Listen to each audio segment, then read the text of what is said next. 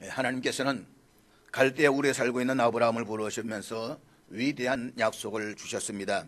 내가 너로 큰 민족을 이루고 내게 복을 주어 내 이름을 장대하게 하리니 너는 복이 될지라.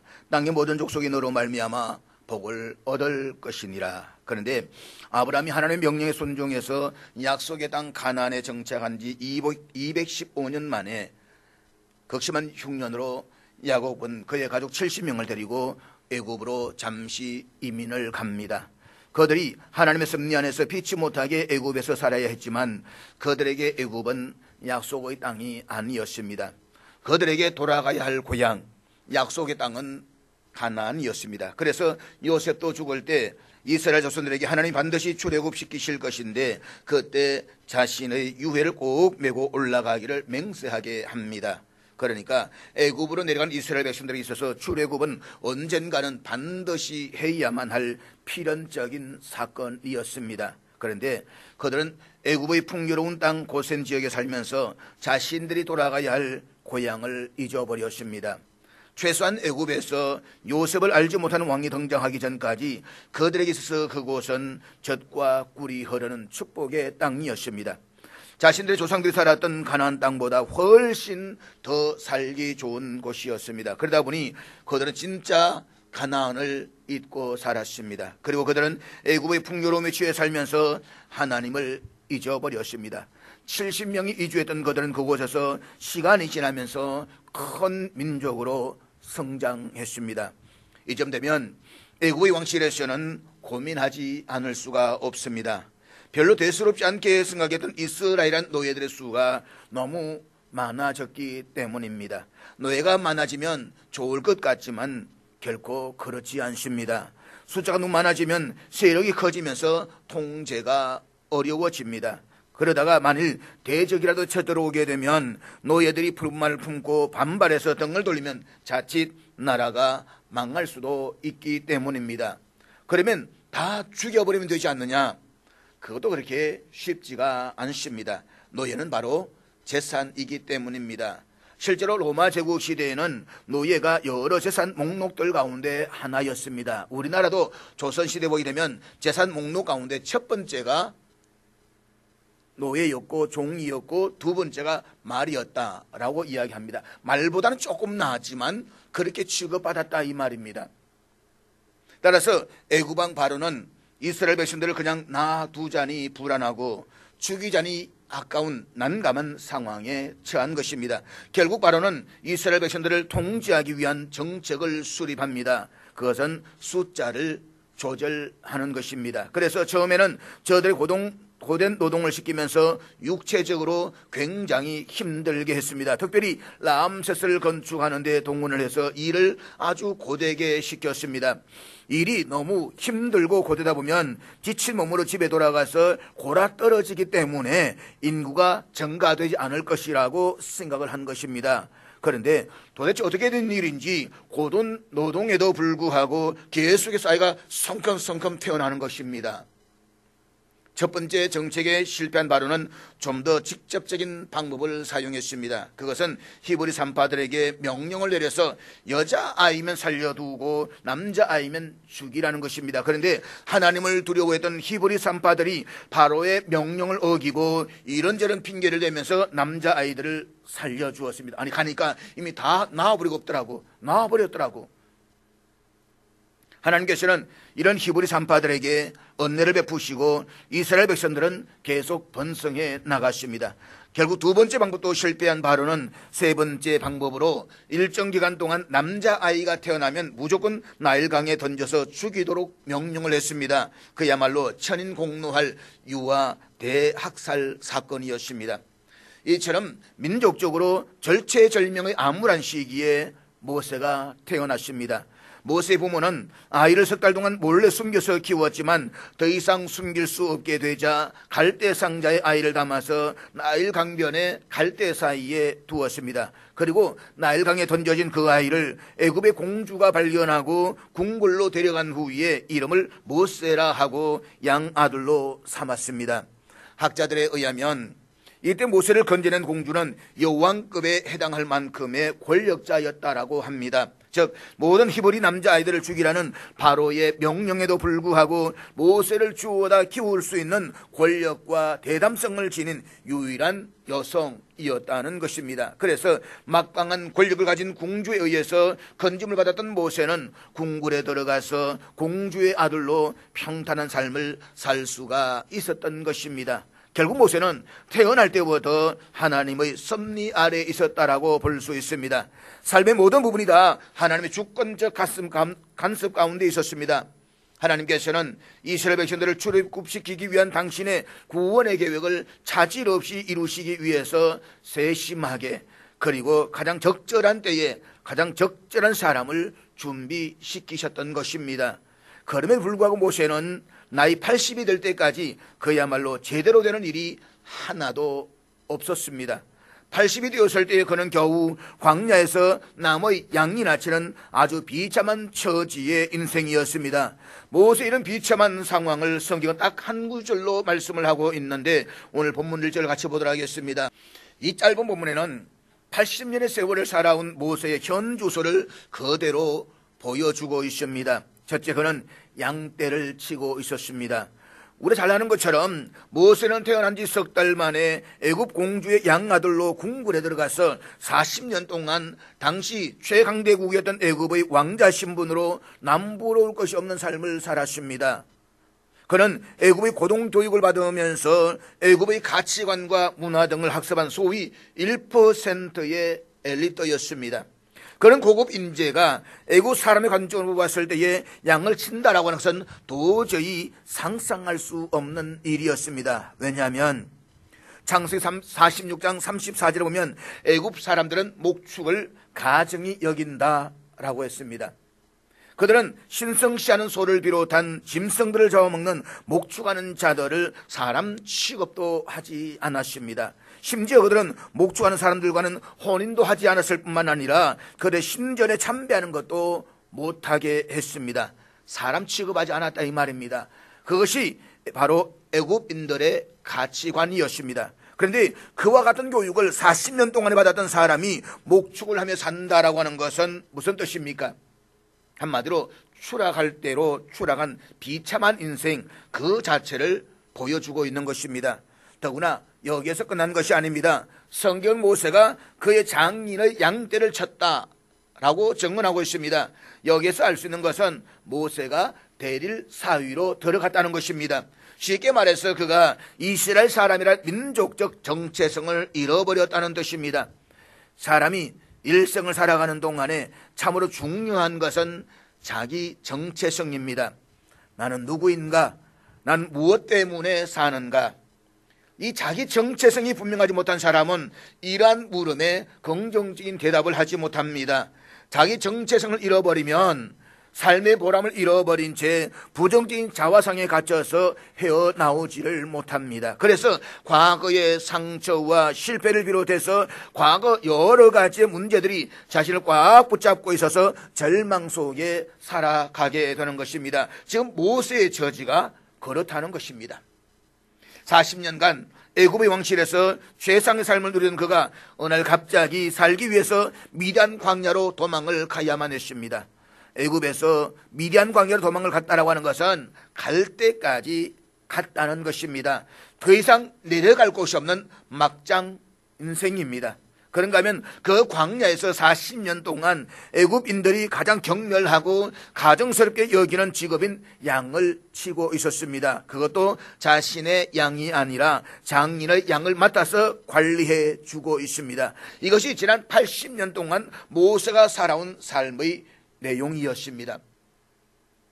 사랑하는 여러분, 모세는 하나님의 섭리 가운데 가장 적절한 때에 태어났습니다. 그리고 하나님의 주권적인 간섭 가운데 장차 이스라엘을 해방시킬 민족의 지도자로 세우기 위해서 가장 안전하게 보호하려고 애굽의 공지를 통해서 그를 지켜주십니다. 그런데 결과는 이렇게 되고 말았습니다. 왜 그렇게 되었을까요? 성경은 이 의문에 대해서 어떠한 대답도 주지를 않습니다. 다만 우리는 미디안 광야 이전과 이후의 모세의 삶을 통해서 나름대로 추측은 해볼 수가 있습니다. 그것은 모세에게 내려놓음을 통한 연단의 시간이 필요했기 때문이었습니다. 애굽 왕실에서의 모세는 개인적인 자질이 뛰어났을 뿐만 아니라 애굽에서 강력한 실권자였던 양어머니의 보호 아래에서 많은 특권을 누리고 있었습니다. 만약 그가 히브리인과의 문제에 개입해서 애굽 사람을 죽이지만 않았더라면 그는 애굽 최고위층의 한 사람으로서 부와 권세를 누리면서 호화롭게 살 수가 있었을 것입니다. 그렇지만 그의 어이없음과 혈기가 그 모든 것을 빼앗아 버렸습니다. 그는 자기 동족 히브리인이 애굽 사람으로부터 가혹하게 당하는 노역에 분노를 일으키고 그를 때려 죽였습니다. 나아가 히브리 동족끼리 싸우는 일에 스스로 재판관이 되려고 했습니다. 한마디로 미디안 광야로 도망을 가기 전까지 모세는 어이없과 혈기가 가득한 채 자기 방식으로 인생을 살려고 했던 사람이었습니다. 그는 하나님의 뜻을 기다리며 신중하게 행동하기보다는 자신의 혈기와 능력으로 무엇인가를 해보려고 했습니다. 할 수 있다라고 생각을 했습니다. 이런 경솔한 행동은 결국 그가 미디안 광야로 들어가서 40년간의 목동 생활을 통해서 철저히 내려놓고 낮아지는 훈련을 받게 되는 계기가 된 것입니다.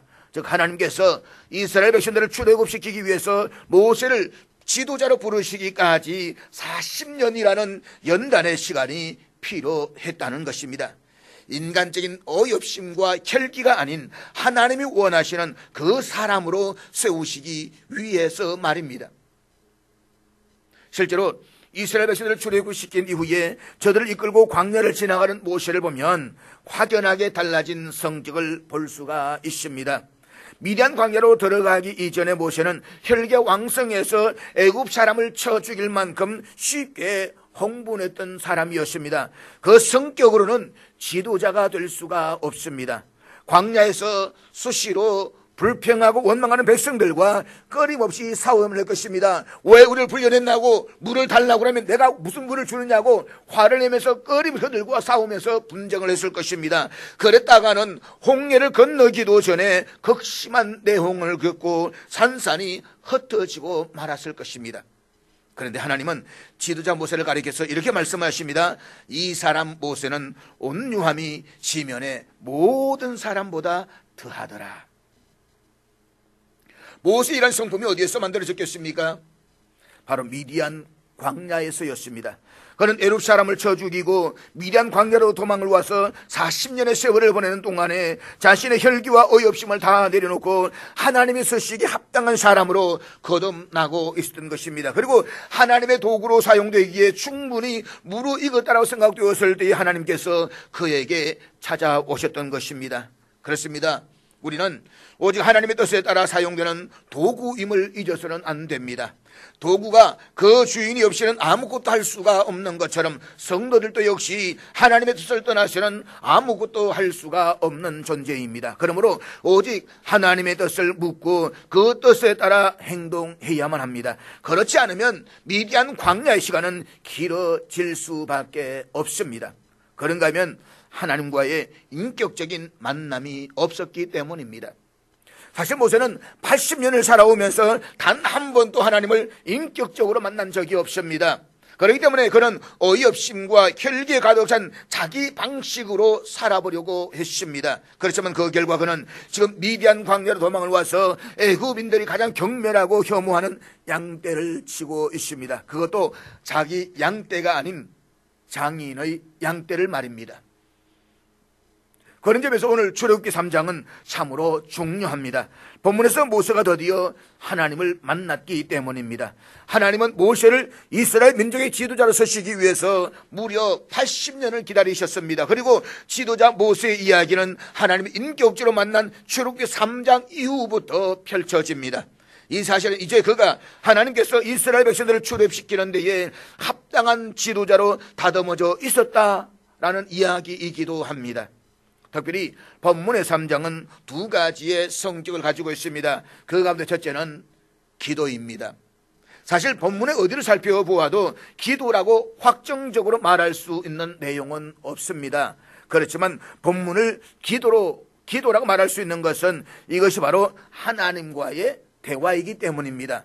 기도가 바로 하나님과의 대화가 아닙니까?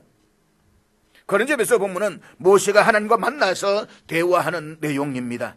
겉으로 드러난 모습만 보면 우리가 보통 알고 있는 기도, 즉 하나님께 간구하고 요청하고 하나님의 응답을 받는 일반적인 그런 기도가 아닙니다. 그렇지만 그의 마음이 하나님 앞에 간구하고 있습니다. 도움이 필요하다고, 은혜가 필요하다고, 구원해달라고 간구하고 있습니다. 그리고 출애굽기 3장에서 볼 수 있는 또 하나의 성격은 소명입니다.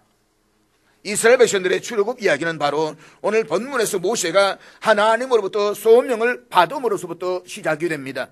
모세의 소명이 없었다라고 한다면 출애굽기의 역사는 이루어지지 않았을는지도 모릅니다. 물론 하나님께서 다른 사람을 통해서 역사를 이루시겠지만 최소한 모세를 통한 역사는 일어나지 않았을 것입니다.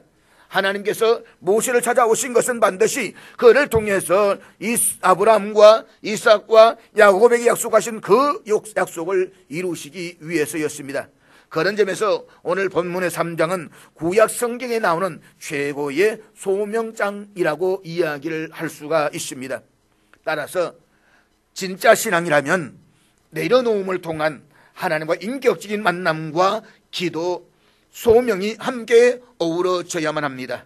우리의 삶을 통해서 하나님의 역사가 일어나기를 원한다라고 한다면 이 세 가지가 한꺼번에 일어나야만 합니다. 특별히 우리의 드리는 기도가 진짜 기도가 되려면 소명을 받는 기도이어야 하고 내려놓음을 통한 하나님과의 인격적인 교제를 나누는 기도이어야만 합니다. 그때 우리를 통한 하나님의 역사는 일어나는 것입니다.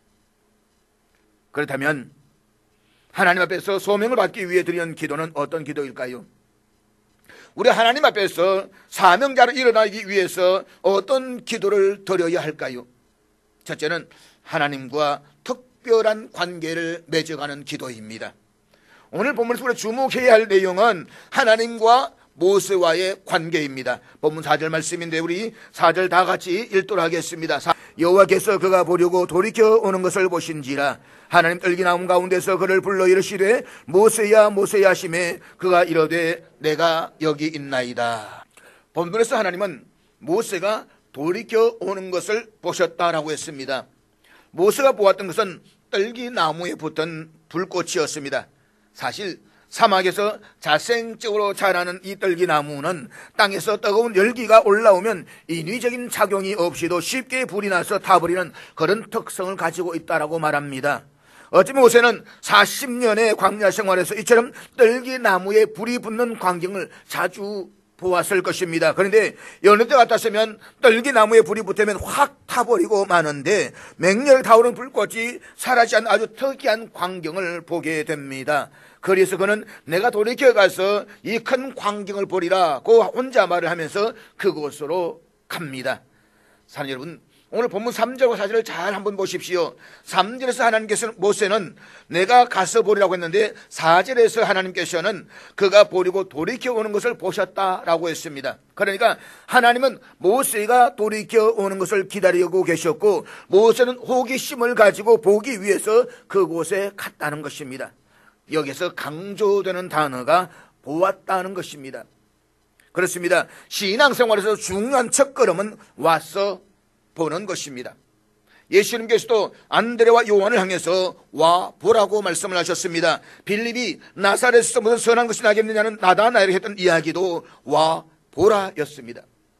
그리고 그들이 갔을 때에 예수님의 12제자 가운데 한 사람으로 특별한 관계가 맺어졌습니다. 그러므로 잊지 마십시오. 지금 우리의 중요한 것은 영적 호기심을 가지고 하나님께로 나아가는 것입니다. 그랬을 때 하나님과의 특별한 관계가 맺어지는 것입니다. 중요한 것은 보는 것이고 가는 것입니다. 그럴 때에만 온전한 관계가 이루어질 수가 있습니다.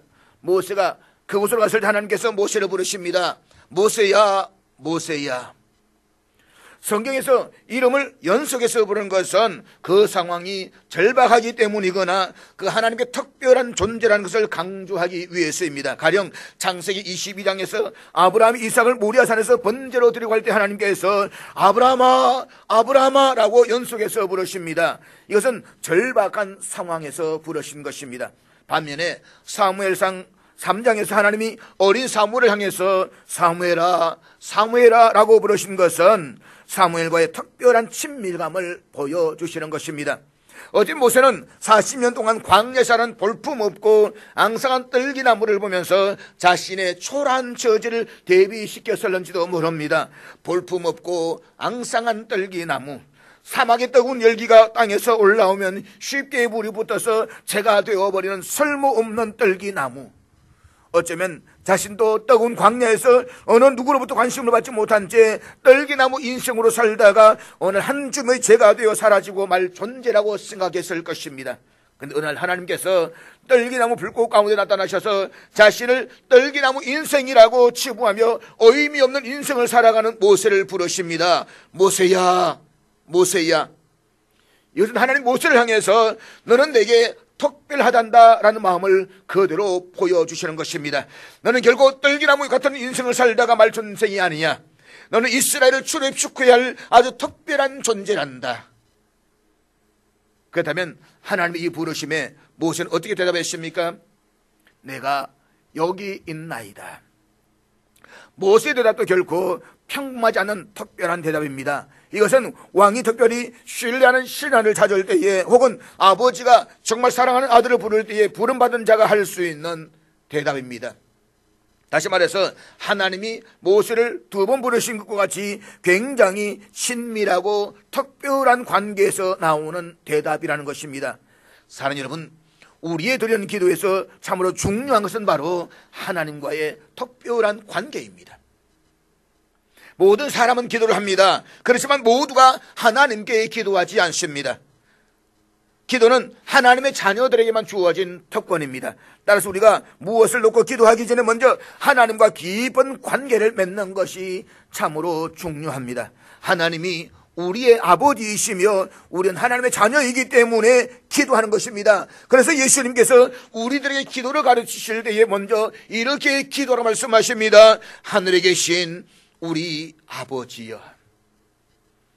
아버지와 자녀와의 관계, 이것은 누구도 갈라놓을 수가 없고 막을 수 없는 정말 특별한 관계를 이야기하는 것입니다. 그런데 관계가 특별하다라고 하는 것은 두 사람 사이에 다른 어떤 것도 어떤 사람도 존재하지 않습니다. 오직 하나님과 나만 존재할 뿐입니다. 그래서 우리가 아버지 하는 순간 세상은 보이지 않고 하나님과 나만 있어야만 합니다.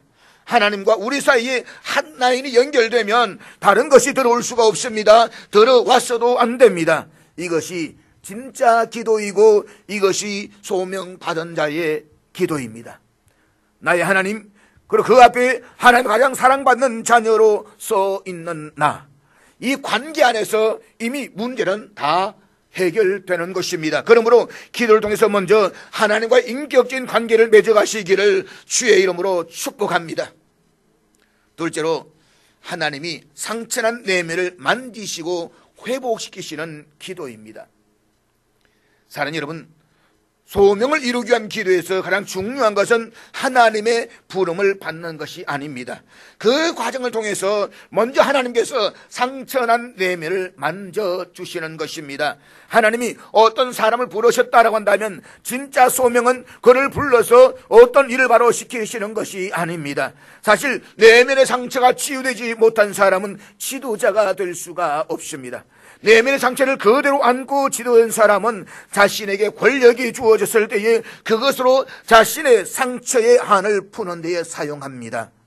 그런 사람은 평탄할 때에는 결코 문제가 되지 않습니다. 그러나 시련과 어려움이 닥쳐오거나 결정적일 때에 문제가 일어나는 것입니다. 히틀러가 그랬습니다. 우리의 대부분 지도자들이 그렇다는 것입니다. 과거의 힘든 상처들, 민주화 과정 속에서의 힘든 한들, 그 한을 가지고 권력을 잡으니까 한풀이가 지금 우리에게 일어나는 것입니다. 그 피해는 고스란히 우리 백성들이 다 짊어져야 되는 것입니다.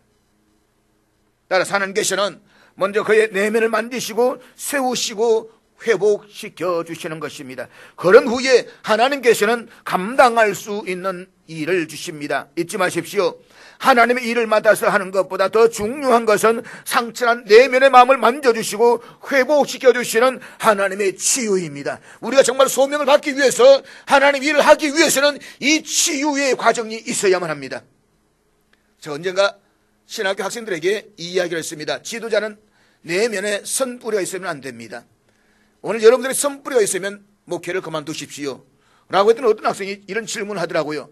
교수님, 그러면 상처가 있으면 정말로 지도자 못 됩니까? 제가 그랬습니다. 예, 못 됩니다. 그러나 회복이 있어야 됩니다.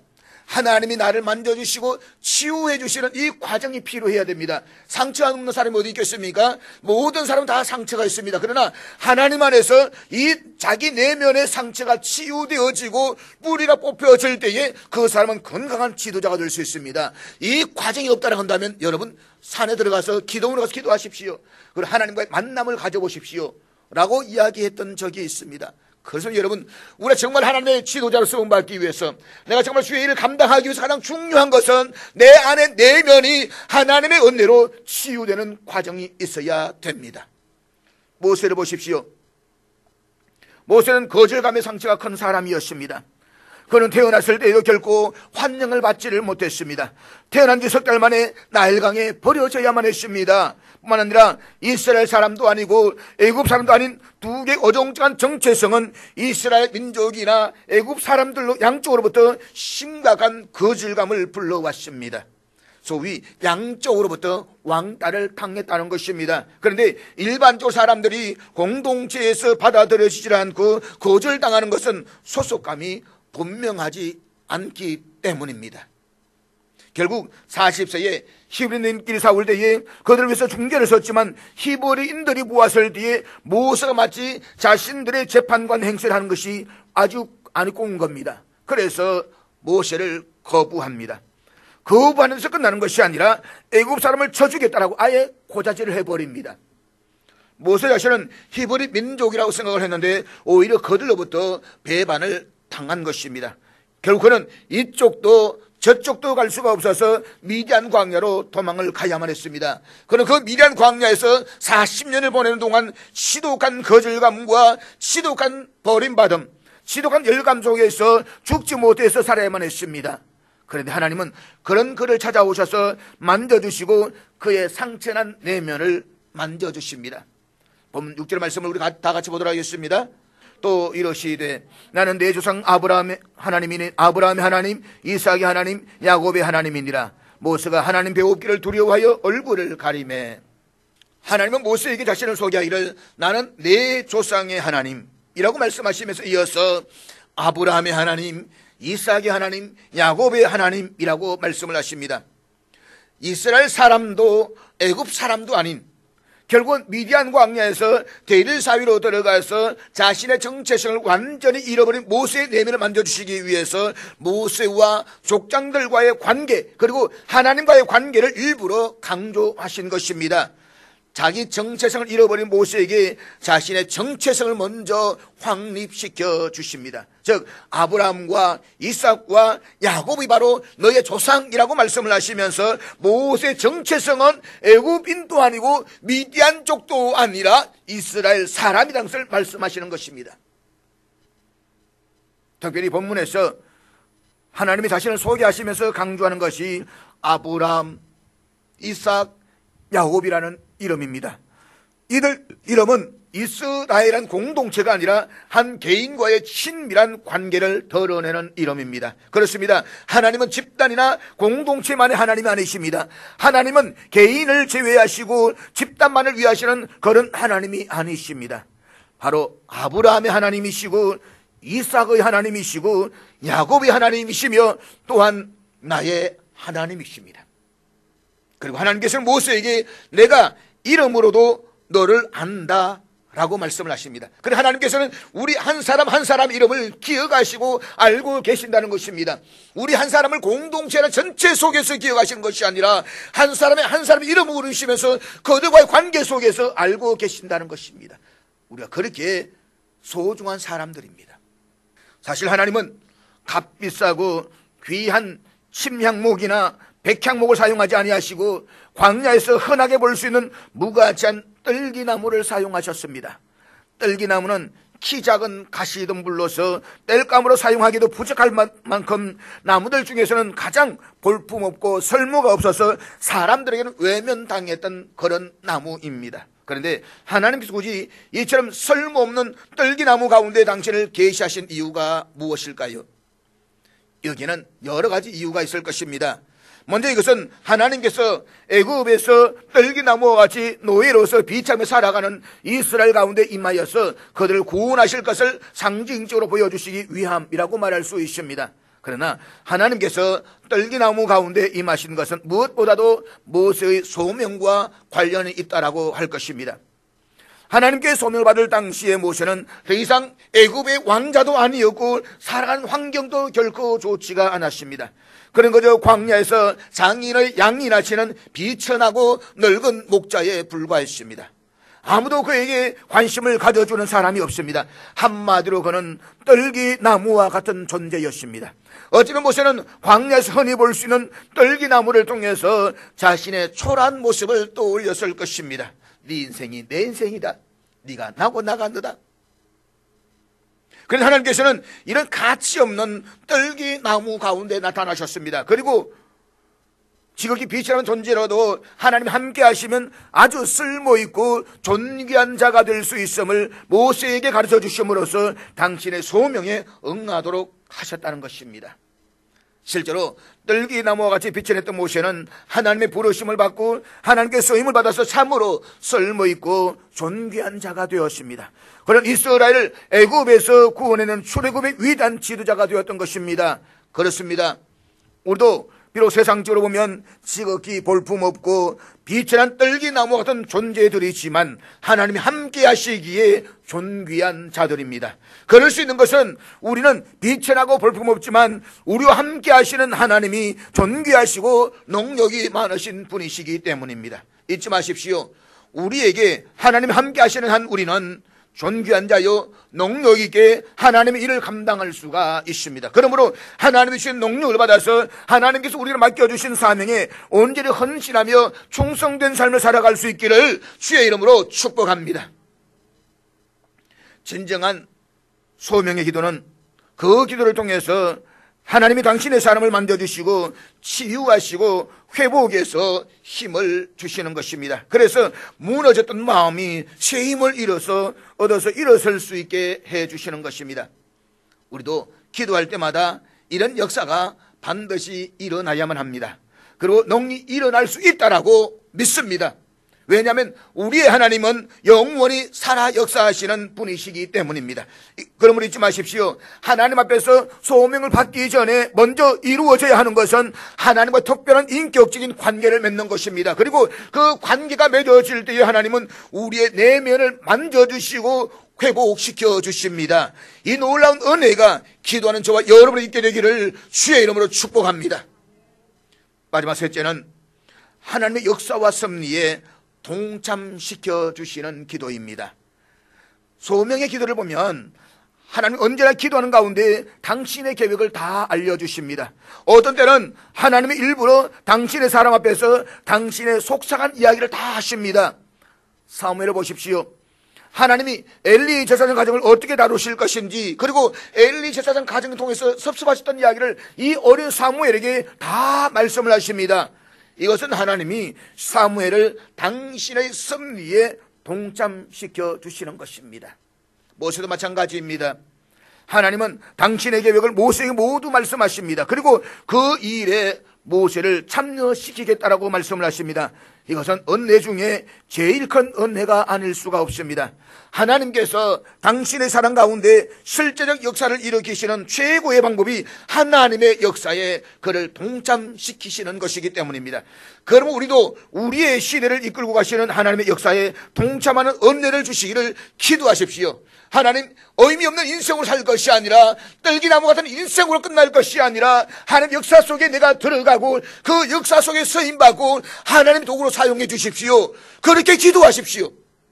그래서 하나님 만지심과 역사하심이 저와 여러분을 통해서 이 땅에 온전히 이루어지기를 주의 이름으로 축복합니다. 사랑하는 여러분, 우리의 기도는 수준을 높여야만 합니다. 그것은 자신만을 위한 기도가 아니라 하나님의 일을 이루기 위한 소명을 받는 기도이어야만 합니다. 그저 자신만의 소원만을 아는 하나님께 아뢰어서 필요한 것을 구하는 그런 기도가 아니라 하나님과 인격적인 깊은 관계를 통해서 하나님의 뜻을 이루어드리는 기도이어야만 합니다. 우리의 상처난 내면을 치유하시고 만져주시는 은혜 가운데서 하나님의 역사에 동참하는 은혜가 오늘 우리들에게 있어야만 합니다. 세상적으로는 모든 것이 부족하고 비록 떨기나무 인생이라고 할지라도 하나님의 역사에 동참할 수가 있다고 한다면, 하나님의 쓰임받는 은혜를 누릴 수만 있다면 우리는 기쁨으로 우리의 자신을 내어드릴 수가 있어야만 합니다. 그러므로 하나님을 인격적으로 만나고 교제하면서 하나님 나라와 의를 이루는 일에 귀하게 쓰임받는 저와 여러분 될 수 있기를 주의 이름으로 축복합니다.